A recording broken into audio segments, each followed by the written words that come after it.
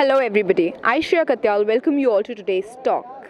So today we are at Satya Sai Auditorium where we have the Convocation 2018 of Asian Business School, where the special guests are Dr. Deepak Vora, Ambassador, Special Advisor to the Prime Minister of Lesotho. तो अब हम बात करेंगे ambassador दीपक वोरा जी से और उनसे जानेंगे कि उनका जो सफ़र है, उनकी जो जर्नी है, पहले कहाँ स्टार्ट हुई थी, किस तरीके से स्टार्ट हुई थी, और फिर उनसे कुछ टिप्स भी लेंगे जो आज के यूथ को इंस्पायर करेगी, उनको एक गाइडेंस देगी। So sir, first of all मैं आपसे यही जानना चाहती हूँ कि आपने अपना जो करियर है वो किस तरीके से, कहाँ से शुरू किया था? आपने अभी जिक्र किया मेरी जर्नी का। मेरी जर्नी शुरू हुई थी जब मेरा जन्म हुआ। उसके बाद मैं भारत के अच्छे स्कूलों में पढ़ा एंड देन इन 1972 जब मैं जवान तो अभी भी हूँ, मैं बॉम्बे गया था। 3 फिल्मों में काम किया। तीनों की तीनों फिल्में सुपर फ्लॉप्स हो गई। उसके बाद दिल्ली वापस आया। फिर मैंने भारतीय विदेश सेवा का इम्तिहान दिया और सिलेक्ट हो गया। वो लोग हैरान थे, मैं खुद हैरान था किस तरह से सिलेक्ट हुआ। उसके बाद कई देशों में सर्व किया और देश वापस लौटा। अब मैं 3 अफ्रीकन देशों में, साउथ सुडान, लेसोथो, गिनी बिसाऊ, वहाँ के प्रधानमंत्रियों का विशेष सलाहकार हूँ। और भारत में जो लद्दाख ऑटोनमस डेवलपमेंट काउंसिल हैं जम्मू एंड कश्मीर में, वहाँ पर विशेष सलाहकार हूँ। What we are trying to do in Ladakh, in these 2 remote areas, Kargil and Leh, we are looking at development.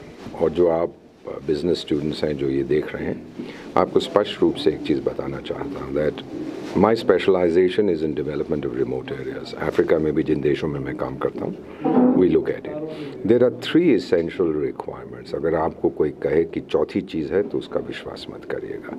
First is education. हमारे देश भारत में अब साक्षरता 75% तक पहुंच चुकी है और 4 साल में हम 100% पहुंच जाएंगे। जब हम आज़ाद हुए थे 1947 में तो 7% थी। Not bad, we've come a long way as they say।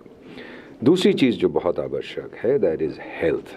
बड़ा खुश हुआ देख के कि इस बजट में भी हमारे वित्त मंत्री ने 2018 के बजट में कहा है कि सेहत बहुत ज़रूरी है। हम लोगों का जीडीपी नॉमिनल टर्म्स में इस साल अबाउट $2.7 ट्रिलियन, ट्रिलियन में 12 ज़ीरो होते हैं, उसको 65 से मल्टीप्लाई करिए कितने लाख करोड़ है, आप जान जाएंगे। 2% उसका ज़ाया होता है क्योंकि लोगों को हेल्थ इश्यूज़ होती हैं। ये मैडम जो हमसे बातचीत कर रही हैं टेलीविज़न पर, अगर ये आज ना आती, कह देती मैं बीमार हूँ, तो नुकसान कितना होता है, लॉस्ट मैन आवर्स, उसका आप खुद अनुमान लगा सकते हैं। In fact ours is one of the highest amongst the major economies of the world. और तीसरी चीज़ है income generation through self employment. ये हम कोशिश कर रहे हैं। कारगिल अगर आप नहीं गए तो मैं आपको आमंत्रित करता हूँ, आइए। हम लोग कहते हैं जन्नत से ज़्यादा खूबसूरत ये जगह है। We are the apricot capital of the world. हम लोग क्या करते थे कि एप्रिकॉट्स को सुखा के बोरी में डाल के दिल्ली के जामा मस्जिद बाज़ार में भेज देते, देश की राजधानी में, वहाँ बिकते थे। लेकिन अब हमने वहाँ स्मॉल स्केल यूनिट सेटअप किए हैं to process the apricots and give them a shelf life of about 24 months. फिर वहाँ का जो पानी है, हिमालय पर्वत का पानी, उसको हम बॉटल कर रहे हैं। फिर वहाँ पे एक बेरी है, बहुत मशहूर है, उसको ले बेरी के नाम से जानते हैं, सी बकथॉर्न। उसका हम स्क्वाश बनाते हैं। It's very good for reducing, it's an antioxidant, तो आपके जिस्म में जितने टॉक्सिन्स होते हैं सबसे डील करते हैं। So we are looking at generating employment and through employment income. So 3 things, education, health and income generation. And underlying it all is a sense of ownership कि ये मेरा एरिया है, ये मेरा देश है और मैं जो चाहूँ मैं कर सकता हूँ। एक जो मुझे कुछ कहा था लेसोथो के प्रधानमंत्री ने, एक बार मुझसे पूछा कि राजदूत ये मेरी समस्या है, इसका समाधान कैसे हो। मैंने तुक्का लगा के बता दिया, मैंने कैसे ये करी, उन्होंने किया और समस्या चली गई। तो मुझे कहते हैं आप लोग भगवान हैं? मैंने कहा no sir, we are not gods, we are Indians, which is the next best thing. So I can say that you have immense self-confidence, self-respect, and that is your strength and a motive the motive is very clear, which is very, deep and to serve people. And अच्छा sir, एक question ये बताइए, मेरे दिमाग में ये भी आया था आपसे बात करते हुए, आपकी बात सुनते हुए। पहले आपने मीडिया में अपना हैंड ट्राई किया, ठीक है, उसके बाद सीधा पॉलिसी मेकिंग में, तो कहीं ना कहीं इंटरेस्ट तो था आर्ट फॉर्म में, और सीधा मतलब डायमेंशन ही चेंज हो गई। आपकी उम्र बहुत छोटी है, लेकिन जो लोग ज़्यादा उम्र के हैं they will remember me as India's greatest television star on Doordarshan. हाँ जी, बट वो मतलब आपने अपना थोड़ा फील्ड चेंज कर लिया, तो अब मन नहीं करता फिर से एक्टिंग के वर्ल्ड में जाने का?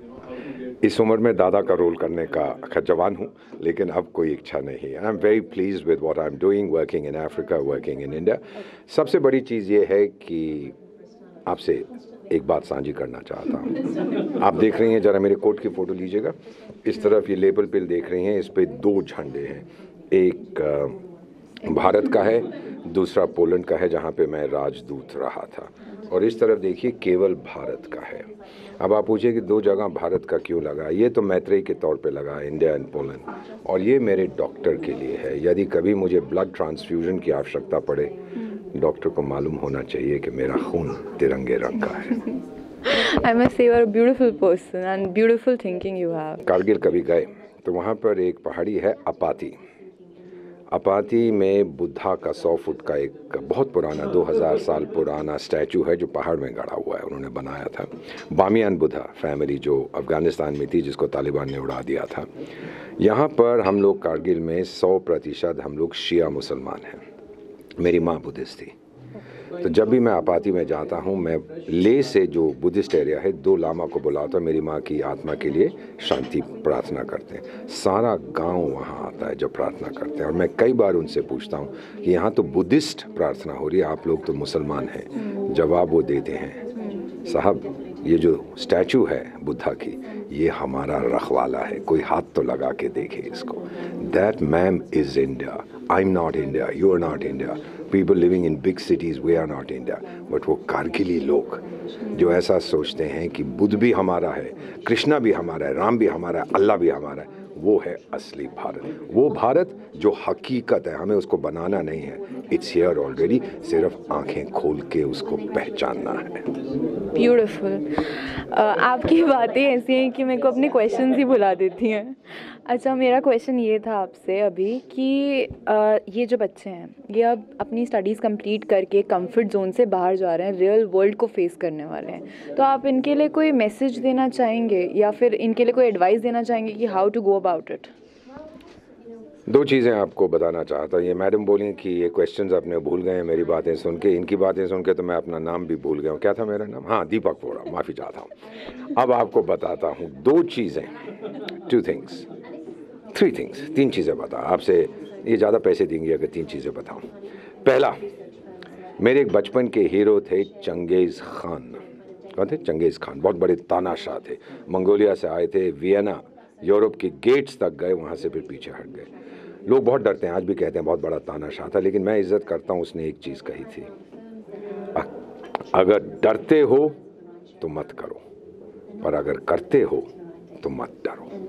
डरते हो बेटा तो डर से डरो और किसी चीज़ से मत डरो। आपके अंदर वो ताकत है, काबिलियत है, you can overcome, you are Indians, we can do anything. दूसरी चीज़ आपको बताना चाहता हूँ, अब मैं कपड़े तो नहीं उतार सकता, लेकिन मेरी पीठ पे एक सेंट मैथ्यूज़ गॉस्पल, बाइबल में वल्गेट गॉस्पल ऑफ सेंट मैथ्यूज़ का एक फ्रेज जड़ा हुआ है, वो लैटिन में है।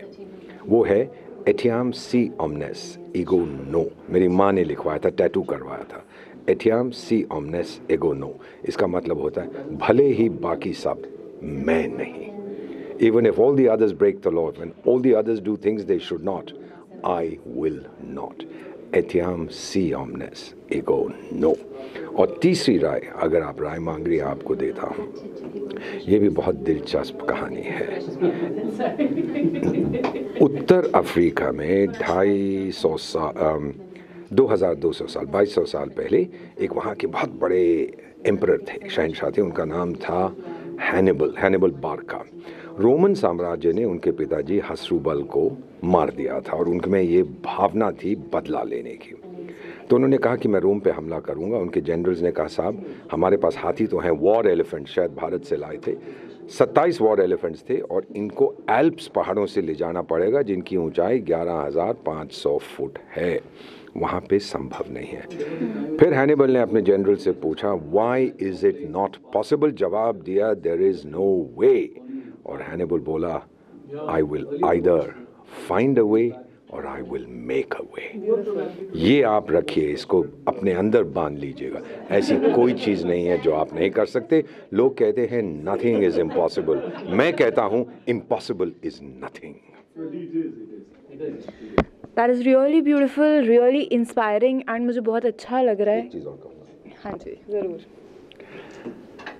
आप आती में जाइएगा कारगिल में, और वहाँ किसी गांव वाले से पूछ लीजिएगा कि एम्बेसडर दीपक वोरा का मकबरा कहाँ है। There is a little memorial to me. अभी मैं जीवित हूँ, मेरा भूत नहीं है, लेकिन जल्दी मेरा समय आएगा जब मैं वहाँ गया। वहाँ पे क्योंकि मेरी माँ नदी, उसका नाम सिंधु है, इंडस रिवर, इंडस से बना हिंदू, हिंदू से बना हिंदुस्तान। तो वहाँ पे मैंने कहा है कि मेरी अस्थियों को दफना दिया। बिल्कुल छोटा सा मकबरा है इन अ रिलेटिवली ऑब्सक्योर प्लेस। वहाँ लिखा हुआ है दीपक वोरा इंडियन, नीचे डैश टिल इटर्निटी, और फिर उसके नीचे जो मैं कहना चाहता था वो लिखा हुआ है वक्त आने पर खाक हो जाऊंगा मैं, इस माँ की गोद में सो जाऊंगा मैं, बजेगा ब्यूगल जब भारत का, फिर उठ के तैयार हो जाऊंगा मैं। That's my motto, that's my philosophy. I can't dream of an existence outside India. और आप लोग जो नौजवान हैं जो ये प्रोग्राम देख रहे हैं, this is the best time to be young in India. You can do whatever you decide, you can achieve anything. मेरा तो एक पुराना गीत है, हमेशा याद आता है, कोई लौटा दे मेरे बीते हुए दिन। Enjoy your lives, get out and do what you want, think with your heart, feel with your mind. The world is for you to conquer. Go out and conquer it. इससे ज़्यादा इंस्पिरेशन तो मिल ही नहीं सकती थी कहीं से भी। आंखों में पानी क्यों है? और मेरे को बहुत अच्छा लगा that I could meet you, talk to you and gather so much of knowledge. ₹1.25 लगता है हर इंटरव्यू का। Thanks for sharing your views. Thank you.